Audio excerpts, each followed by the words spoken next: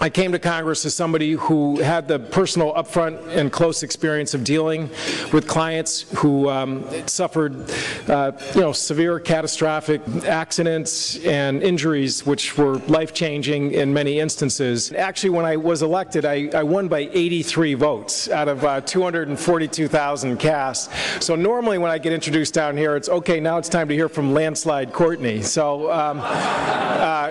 anytime I can actually be in a room with more people than my margin of victory, that's a good day for me. So I want to thank the structured settlement folks for your kind introduction to be here. Obviously, when you win by 83 votes, you go to bed every night thinking if 42 people had gone the other way, I'd be back home doing more structured settlements. Having examples of clients who were young children who were severely injured. I was telling Eric outside about a 8-year-old who was severely injured in a fireworks accident, severe burns across her body, and trying to sort of anticipate what her life was going to be like, aside from the fact that she had college expenses to deal with and her family obviously was focused on that, but also the fact that with that type of injury, the need for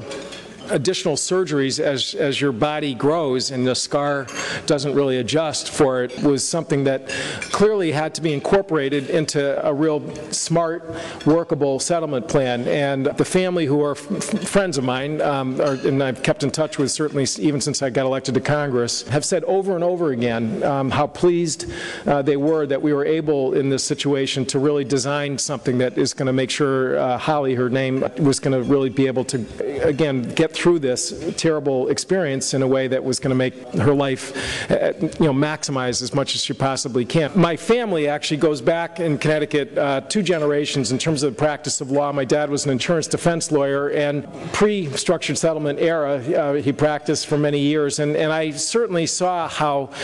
getting the education level up in terms of trial lawyers and defense lawyers as well to understand the value